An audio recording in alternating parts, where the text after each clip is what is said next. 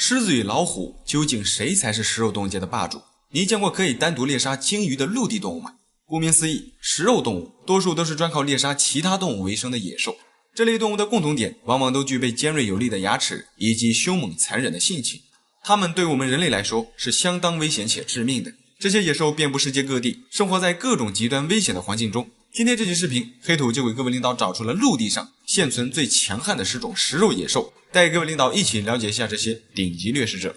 大家好，我是黑土，喜欢这类视频的领导，劳烦您帮忙点个赞支持一下，记得长按点赞3秒，给黑土个霸气鼓励，谢谢。第10个，北美灰狼。你知道吗？这种狼在动物界除了人类几乎没有天敌。你可能很难相信，狼作为一个犬科动物，无论从体型或者凶猛程度，它们都要低于一些大型的猫科动物，为什么会没有天敌呢？其实主要原因就得益于狼群的严格制度。生活在北美地区的灰狼几乎是所有狼亚种中体型最大的，同样也是最凶猛的。在这里，它们巅峰时期的狼群数量最高可以高达一群35只一起活动，它们几乎是北美洲最强大的掠食性动物群之一，拥有高达360多斤的咬合力。整体来看，一只独狼的战斗力似乎并不太突出，但有一点千万不要忽略了，狼是一种非常聪明且狡猾的动物，性情凶猛好斗，并且它们属于群居动物，无论是捕猎还是守卫领地，它们都是群体出动。再加上狼群拥有非常严厉的等级制度，在面对敌人或者大型猎物的时候，它们并不会一头撞上去胡乱撕咬，而是会选择配合狼群，利用包抄或者轮流作战的方式对猎物进行捕杀。也正是因为狼群的这种独特的作战方式，使得绝大多数的野生动物对狼群都有了畏惧的心理。在北美地区，灰狼其实与狮子老虎一样，属于当地最顶级的掠食者。第9个，美洲狮。美洲狮是美洲大陆第2大猫科动物，它们的体长全长可达 2.4 米，最大体重也接近200斤。这个家伙虽然叫美洲狮，但它与狮子的关系并不大。美洲狮属于猫亚科，而狮子属于豹亚科。虽然两者同属于猫科动物，但是由于亚科不同，种类也就不同。美洲狮与老虎一样，是一种善于伏击的捕食者，它们的体型不大，但是武功高强。美洲狮可以猎杀很多比它自己体型大的猎物，并且大多数食物来源都是有蹄类动物，像一些麋鹿、大角羊甚至驼鹿，美洲狮都可以独自将其猎杀。它们属于一种超级肉食性动物，几乎超过1半以上的食物都是其他动物的肉，是一个典型的嗜血猛兽。对了，之所以说这个家伙的武功高强，主要就是它们出色的跳跃能力。美洲狮是一种速度非常快的掠食者，它们有着长长的身体和强劲有力的腿。这个家伙向上一跃，最高可达5米以上，水平向前跳跃，一次就可以跳到12米开外。也就是说，距离它们20米以内的猎物，美洲狮只需奋力跳跃2次就可以达到猎物面前，并且它们还可以以每小时80公里的速度奔跑，身体素质那家伙是相当强悍。第8个，斑鬣狗。斑鬣狗想必各位领导都有所了解，它们是非洲大陆最凶残的食肉动物之一。在整个非洲大陆，即便是草原之王狮子，有时候也会惧怕这种斑鬣狗。斑鬣狗的可怕之处，主要就在于它们残忍的攻击手段以及庞大的猎狗群。在非洲大陆，这个家伙最多的时候可以高达80多只在一起活动，并且这个家伙的咬合力和消化能力也非常可怕。它们的咬合力高达900斤，这足以使它们可以轻易地咬碎一些大型动物的骨骼。再加上它们天生就是一种比较凶猛的捕食者，在非洲大陆，猎狗群即便是遇到狮群，也有能力与其抗衡。虽然它们的个体实力与狮子相差甚远，但再厉害的狮子也架不住猎狗群四面八方的围攻。其实狮子的战斗力是远在猎狗之上的，只不过猎狗这种野兽的攻击手段特别卑鄙，在攻击猎物的时候，猎狗经常会选择猎物的肚子以及肛门的部位进行攻击，因为大多数动物的肚子相对来说都是比较薄弱的。然而猎狗就是看准了大多数动物的弱点，在非洲大陆无恶不作，遇到猎狗攻击的动物通常都会很惨，因为被猎狗捕获的猎物一般连渣都不剩，它们会连皮带骨头的将整个猎物吃掉，非常残忍。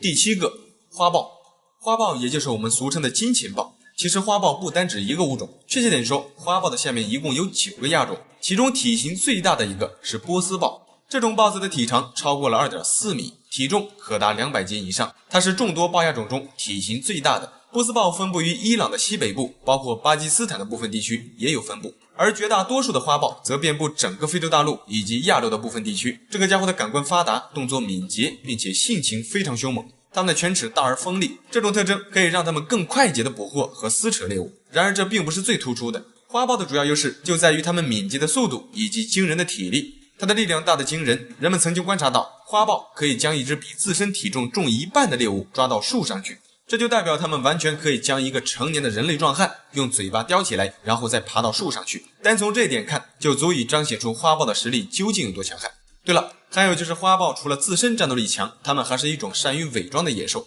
在野外，花豹如果趴在树丛中不仔细观察，是很难轻易的发现它们的。再加上它们的跳跃能力也很强，一跃可达6米高，水平向前可达12米远。综合来看，花豹的实力那家伙是相当强悍的。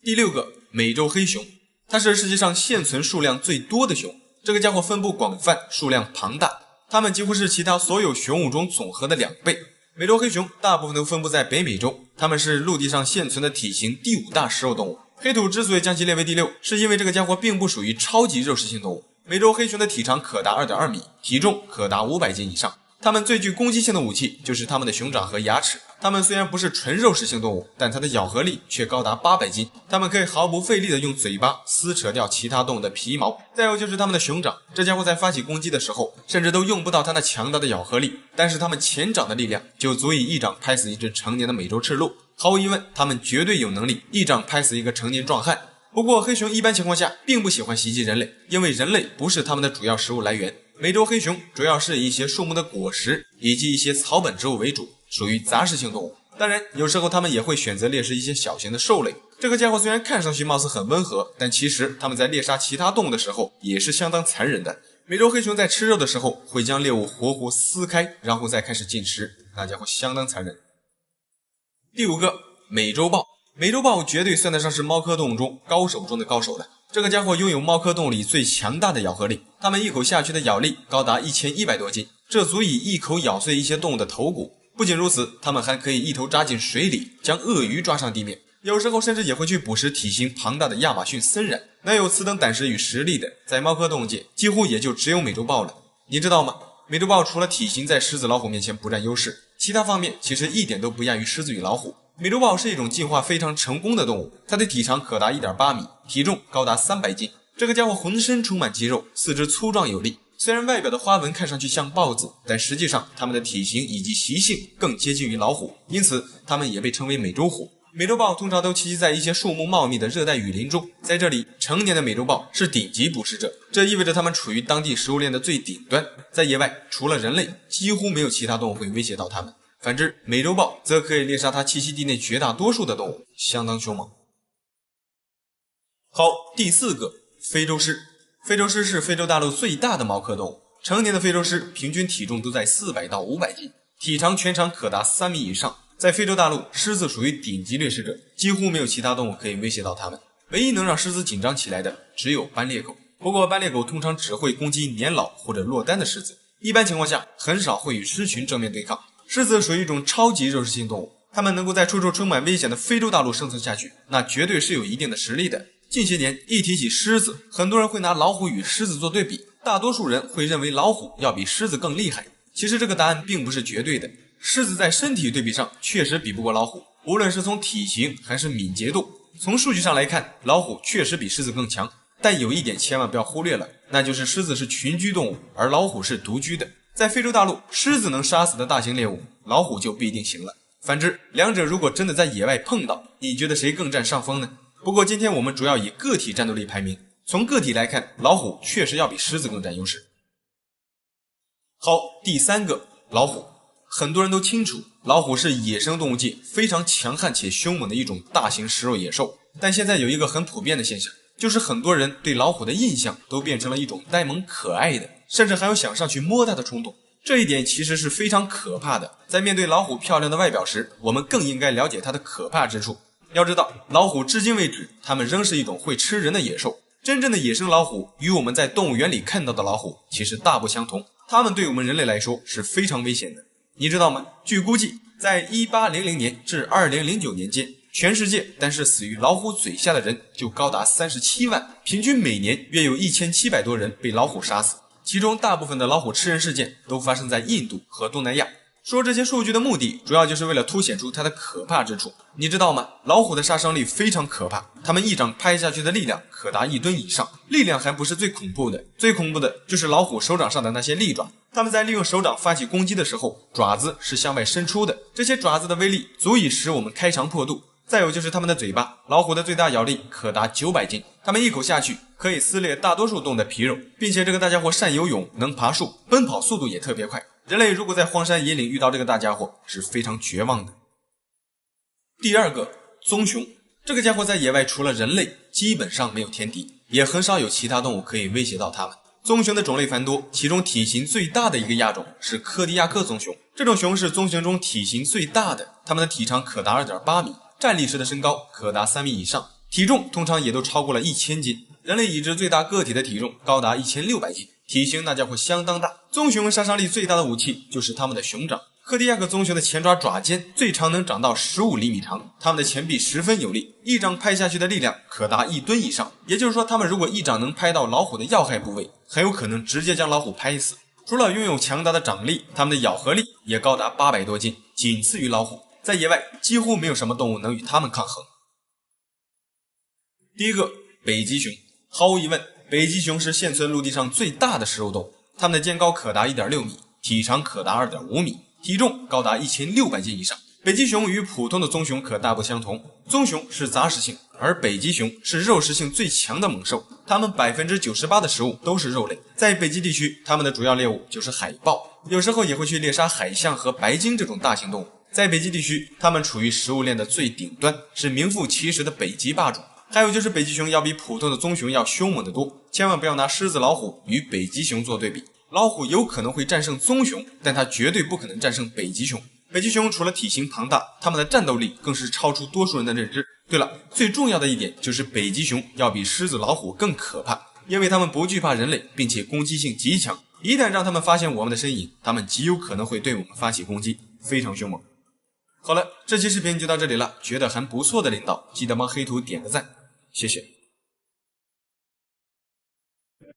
你知道海洋里最恐怖的生物是什么吗？你听说过鬼鲨跟巨型魔鬼鱼吗？海洋对我们人类来说永远是一个神秘莫测的地方，尤其是海洋深处。至今为止，人类对海洋的探索才仅为 5%， 也就是说仍有 95% 的海洋深处对人类来说是非常陌生的。你知道吗？在海下的深渊带其实是一个漆黑无光的环境，这里黑漆漆的一片，非常恐怖。然而就在这种极度恐怖的环境下，仍有生命在这里栖息。如果不是世界各地的科学家对深海进行探索，绝大多数人这一辈子可能都不能够亲眼见到漆黑的深海下所生存的生物。今天这期视频，黑土就找出了10种看上去就让人毛骨悚然的深海生物，带各位领导一起潜入海洋，认识一下这些长相恐怖的动物。大家好，我是黑土，喜欢这类视频的领导，劳烦您帮忙点个赞支持一下，记得长按点赞3秒，给黑土个霸气鼓励，谢谢。好，第10个，双吻潜口蝠鲼，也叫巨型海洋蝠鲼。这是一种体型巨大的魔鬼鱼，它们的翼展最长可达9米，分布于各大洋的热带和亚热带海域。它是一种远洋物种，一般都在远离陆地的海域活动，很少会出现在人类面前。据科学家研究发现，这种巨型海洋蝠鲼拥有动物界最大的大脑之一，它的大脑比鲸鲨的大脑还要大5到10倍。它们可以加热流向大脑的血液，是少数可以通过镜像测试的动物之一。也就是说，这个大家伙可能与人类一样，应该是拥有自我意识的。虽然体型巨大，但它们仍可以以每小时24公里的速度游动。在海洋里，除了大型的鲨鱼和虎鲸能够猎杀它们，绝大多数的海洋生物对这个大家伙都构不成致命的威胁。对了，还有就是别看它们看上去体型巨大，比较恐怖，实际上这个大家伙并不凶猛。它们主要是以一些浮游生物为主食，有时候也会吃一些成群的小型鱼类，通常不会主动攻击大型猎物。好，第9个，大王乌贼。大王乌贼其实是一种体型巨大的鱿鱼，它们的体长可达13米以上，体重可达500斤以上。这个家伙分布广泛，遍布世界各地所有的海洋，通常都活动在海下300到1000米深的海域。大王乌贼的整体外观与普通的乌贼差不多，乍看上去就是一个巨大的鱿鱼。人们首次发现这个大家伙是在1861年，当时法国的一艘军舰在海洋里遇到了一只5到6米长的巨型鱿鱼。当时人们不确定这究竟是什么物种，一直把它当作一种长着2米长触手的海洋怪物。直到1877年，人类才首次在北大西洋纽芬兰的海滩上发现了一具大王乌贼的尸体。经过深入研究，才确定这是一种巨型的大乌贼。大王乌贼在很早的时候其实就已经与人类碰面，在世界各地的渔夫和水手之间早就有关于北欧海妖的传说。当时这种大乌贼一直被人们描述为一种有触手的巨大海怪，传言甚至能够直接将船只吞没，非常可怕。但是随着现代科学的发展，关于这种巨型海怪的传说也随之逐渐消失。当时水手口中的海怪很有可能就是这种大王乌贼。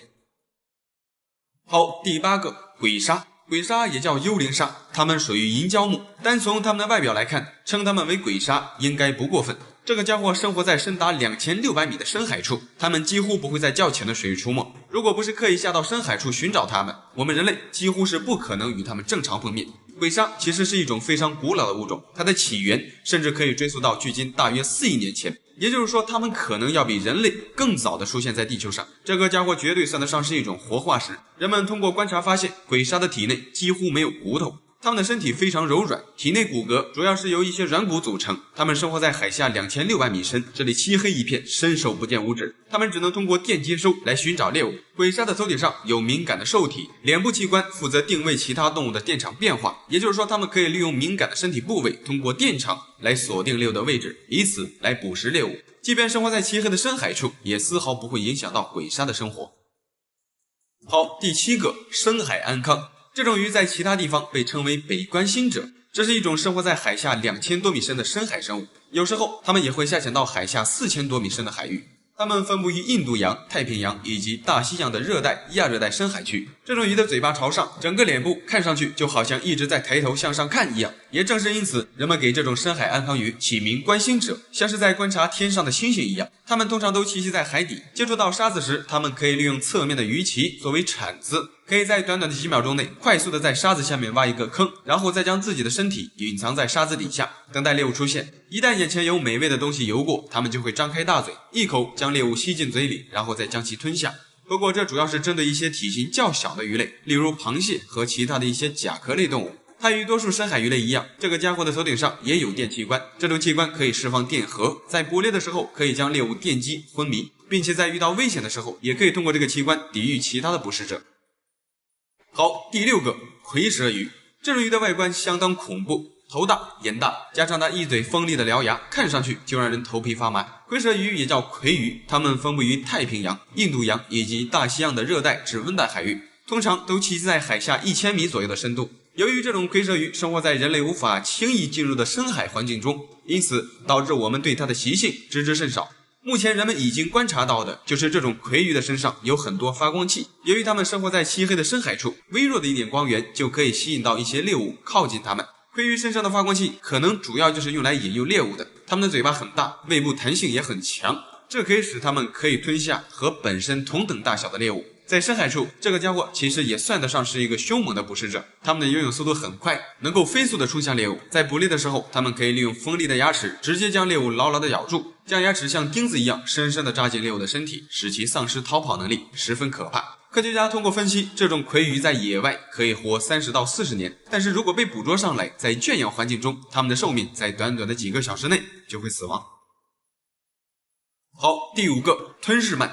这是一种一辈子可能都看不见阳光的鱼。这种鱼生活在海下1000到3000米的深度，这里又冷又黑，没有阳光，因此它们的眼睛非常的小，因为它们几乎用不着眼睛。视力对这种深海鱼来说并不重要，它们与其他的深海鱼一样，尾巴上也有发光器，可以发出红光，以此来吸引猎物。一旦猎物靠近，吞噬鳗就可以一口将其整个吞下，这也是它为什么叫吞噬鳗的原因。这个家伙的嘴巴可以张开很大，当它张开嘴巴后，可以很轻松地吞下比它还大的猎物，当然也不能太大，但至少可以吞掉与它体型相当的猎物。它的尾部伸缩性非常大，可以撑大放下一些较大的猎物。不过一般情况下，吞噬鳗不会以一些体型较大的动物为主，它们的主要食物还是以一些小鱼、小虾为主。对了，还有就是这种鱼的体长约在 1.8 米左右，它们的身体与蛇一样细长且柔软。捕猎的时候，它们可以用自己的长尾巴将猎物缠住，之后再一口吞掉猎物。第4个，地精鲨。这是一种非常稀有的深海鲨鱼，因其长相酷似哥布林的鼻子，因此地精鲨也叫哥布林鲨。这个家伙的活动深度超过了200米，有时候它们也可以在短时间内潜入高达1000多米深的海域。成年地精鲨的体长可达4米以上，它们的鼻子很长，随着年龄的增长，它的鼻子会逐渐的变短。这个家伙的嘴里有多达50个以上尖锐的牙齿，在捕捉猎物的时候，它们可以将自己的整个嘴巴向外突出，然后迅速的将猎物吞进嘴里，非常凶猛。好，第3个，尖牙鱼。这种鱼就比较凶猛了，除了外表凶猛，就连它们的生存环境对我们来说也是相当的可怕。尖牙鱼生活在海面以下5000米深的深渊带，这里不但漆黑，而且温度也非常低。更可怕的是，此处的水压更是大的可怕。世界上很少有动物能够承受这里的环境，然而这种尖牙鱼却是这里的常住居民。这种鱼的外表虽然看上去非常恐怖，但实际上它对我们人类来说几乎无害，因为这个家伙的体型不大，它们的最大体长也仅为16厘米。在深海处，它们主要也是以上层海域落下的碎屑为食。当然，如果对于一些体型比它们还小的深海生物来说，那么无疑尖牙鱼也是一个非常凶猛的捕食者。它们虽然主要是以一些浮游动物为主食，不过有些生活在水域较深的成年尖牙鱼也会捕杀其他鱼类和一些游鱼。在它们活动的这个深度里，尖牙鱼其实也属于一种相当凶猛的深海小野兽，非常可怕。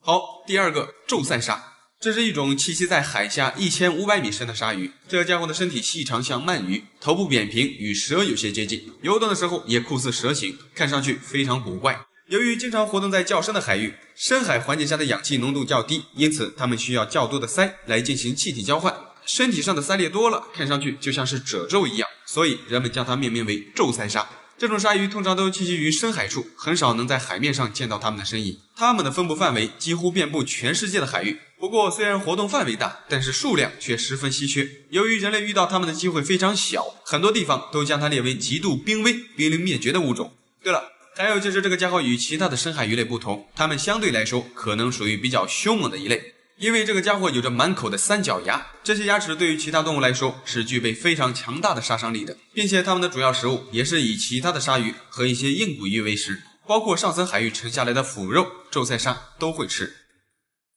好，第一个，大王巨足虫。这是一种但是看上去就让人毛骨悚然的生物。大王巨足虫又名巨型等足虫，它是世界上体积最大的节肢动物门等足目动物。一只成年的大王巨足虫的体长可以达到50厘米，但是它的脚就可以达到5厘米。在节肢动物门里，它已经算得上是一种体型相当巨大的一种了。这个家伙生活在2000多米深的海域，这里同样也是漆黑一片，压强极大，并且水温冰冷。它们一般都栖息在一些淤泥或者粘土层中。这种虫子是肉食性的，它们主要以一些死去的海洋生物的尸体为主食，比如鲸鱼或者鱿鱼。死后尸体会缓慢地沉入水底，从而成为大王巨足虫的食物。除了食腐肉，有时候它们也会猎杀一些行动比较缓慢的海洋生物，比如一些海参、海绵或者放射虫等等这些相对比较容易猎杀的猎物。不过这种情况少之又少，主要原因就是它们的栖息环境，在这种深度下几乎很少有动物供它们捕杀，有时候食物短缺的时候，大王巨足虫就只能听天由命。饿肚子对他们来说是家常便饭，由于长期会面临饿肚子的困扰，慢慢的他们也就练就出一种可以长期忍受饥饿的本领，以致他们可以忍受饥饿的最长时间是5年零43天，也就是说长达5年多的时间不进食，这个家伙仍然可以活着，相当不可思议。好了，这期视频就到这里了，觉得还不错的领导记得帮黑土点个赞，谢谢。你见过世界上会杀人的鸟吗？你知道有一种鸟，但是碰一下就能让我们当场丧命的吗？在绝大多数人的印象里，鸟类似乎并不可怕，毕竟大多数的鸟体型都不大，相对来说，它们对我们人类好像构不成太大的威胁。但有一点都被我们忽略掉了，你知道吗？鸟类可能是恐龙的后代。根据化石记录，现代鸟类出现在大约6000万年前，在整个地球上大约有超过上万种鸟类。然而即便种类繁多，我们人类能经常遇到的其实也就那么几种。实际上在全世界，除了一些大型猛禽，其实还有很多种可怕且致命的鸟类。今天这期视频，黑土就找出了世界上最致命的8种鸟，带各位领导一起认识一下这些空中杀手。大家好，我是黑土，喜欢这类视频的领导，劳烦您帮忙点个赞支持一下，记得长按点赞3秒，给黑土个霸气鼓励，谢谢。好，第8个，黑背中雀。黑背中雀也叫澳洲喜鹊，这是一种原产于澳大利亚和新几内亚南部的一种雀形目鸟类。成年的澳大利亚喜鹊是一种相当健壮的鸟类，它们的体长可以达到43厘米，身上最明显的特征就是黑白色的羽毛。这种喜鹊与我们平时见到的喜鹊可大不相同，这个家伙在澳洲当地属于一种相当危险的鸟类，因为它们会主动向人类发起攻击，并且它们的攻击很有可能是致命的。在澳大利亚，一些骑自行车或者步行的路人经常会遭到澳洲喜鹊的袭击，特别是骑车时遇到它们，因为在骑行过程中，一旦遭到澳洲喜鹊的袭击，就会导致自行车失控，从而间接性的导致致命的事故发生。最可怕的还是它们从空中俯冲下来袭击我们的头部，因为这极有可能使得它们用那尖利的喙灼伤我们的头部、耳朵，甚至直接灼瞎我们的眼睛。尤其是小孩子，曾经在布里斯班就发生过一起致命的袭击，导致一名5个月大的女婴死亡。后来人们通过研究发现，澳洲喜鹊之所以具有这么强的攻击性，主要原因就是它们具有很强的领地意识。人们发现，每当澳洲喜鹊到了繁殖期，它们对人类的攻击次数就明显较多。这种行为一直从鸟蛋刚刚孵化的时候就会开始，一直持续到幼鸟可以离开巢穴，这种攻击行为才会终止。在这期间，一旦有人类靠近鸟巢50到100米的范围内，就极有可能遭到它们的袭击，非常危险。好，第7个，狐鹫。这是一种体型非常大的猛禽，它们的体长可达 1.2 米，翼展可达2米以上。这个家伙通常都栖在海拔500到6000米的森林、高原以及一些荒漠地区，有时候在一些高山、河流、峡谷等地也可以发现它们的身影。狐鹫的视力很强，它们要比人类的视力要高出最少5倍以上。在相同的距离内，这个家伙要比我们看到的物体要清晰很多。它们可以利用绝佳的视力，在空中就可以锁定地面的猎物。这种大鸟的食物来源主要是以一些大型的动物尸体为主，它也是一种食腐动物。不过与其他食腐动物不同的是，这个家伙特别喜欢吃动物尸体上的骨头，并且还是以骨头为主食。这个家伙的食管弹性十足，它们可以吞下很多大块的骨头，像一些较大不容易吞下的骨头，它们就会用嘴巴叼起来，然后飞到空中，对准地面的一些岩石或者较硬的地面，将骨头丢下来砸碎，然后再慢慢的吞掉。像一些较小的骨头，它们甚至可以直接用嘴巴就将其咬碎。还有就是这家伙的消化系统也极强，像一些大块的骨头吞下去后，最快在24小时之内就可以将其溶解，非常强悍。在20世纪初期，狐鹫在欧洲的一些高山地区属于一种比较常见的鸟，但在当时，有人认为狐鹫不仅捕杀人类的羊群，甚至还会吃掉人类的婴儿，因此遭到了人类大量的捕杀。早在60多年前，这种鸟在西欧的阿尔卑斯山地区就已经消失了，至今为止，狐鹫已经成为了极度濒危的物种，非常稀缺。好，第6个，游隼。提到游隼，想必各位领导并不陌生，没错，它就是世界上飞得最快的动物。它们的飞行时速最快可以达到每小时300公里以上，非常强悍。就在很多人都在赞叹游隼出色的速度时，其实不少人都忽略掉了它的凶猛程度。你知道吗？游隼的个头虽然不大，但实际上它要比金雕更加凶猛。金雕这个家伙我们都清楚，它们的体型要比游隼大很多，并且凶猛程度也毋庸置疑。金雕可以利用尖锐的爪子直接将我们头顶上的肉撕扯下来，非常凶猛。但它们为什么会害怕比自己体型小的游隼呢？这主要原因就是出自游隼的速度。游隼不仅速度快，并且性情也异常凶猛。它们可以等猎物没反应过来的时候，就利用高速俯冲的冲击力，将自己尖锐如匕首一样锋利的爪子狠狠地插进猎物的身体。如果一把抓住猎物的要害部位，甚至可以使其当场丧命。即便是金雕这种大型猛禽，如果被游隼用这样的方式击中，同样也是难逃一死。真正见过游隼捕猎的人，肯定是过目难忘的。对了，还有就是这家伙对我们人类的威胁，千万不要忘了，游隼的另一个名字是猎鹰。它们具有很强的领地意识，虽然大多数情况下游隼并不会主动袭击我们，但如果当我们靠近或者侵犯到游隼的巢穴时，它们同样也有可能会利用锋利的爪子去保卫自己的领地，这其中也包括我们人类。要知道，一旦遭到游隼的袭击，后果是相当严重的。它们可以在我们毫无防备的时候，快速飞到我们的面前，利用利爪抓瞎我们的眼睛，或者用它那钩状的喙撕裂我们的皮肤，甚至直接切开我们的脊髓，非常凶猛。好，第5个，大雕鸮，也叫美洲雕鸮。这个家伙其实就是生活在美洲的一种大型猫头鹰，它们原产于美洲，是一种适应性极强的鸟类。之所以说它适应性极强，是因为这个家伙分布范围广泛，活动区域较大，几乎大部分的美洲地区，包括美洲的亚北极地区，都有它们的身影。这个家伙的翼展可达 1.5 米，它们的外表与大多数的猫头鹰差不多，都是一个圆圆的脸蛋子跟一双大大的眼睛，看上去并不是很友善。确实，大雕鸮的性情凶猛，攻击力也很强。它们拥有杀伤力非常大的爪子，这些爪子拥有高达250斤以上的压碎力，要比人类的手掌所能施加的压力要大得多。它们可以利用爪子撕裂我们的皮肤，特别是人类的脖子，如果被这家伙抓一下，很容易就可以将我们脖子上的血管撕裂，非常可怕。当然，大雕鸮一般情况下并不会主动袭击人类，只有在它们保卫自己的幼崽或者伴侣时，它们才会向我们发起攻击。有时候如果无意间进入到它们的领地范围内，也有可能会遭到它们的袭击。要知道，大雕鸮的爪子抓力很强，杀伤力类似于一些大型犬类的咬伤，并且它们会专挑我们的头部与面部袭击。一旦遭到它们的攻击，轻者永久毁容，重者被抓瞎眼睛甚至死亡，非常可怕。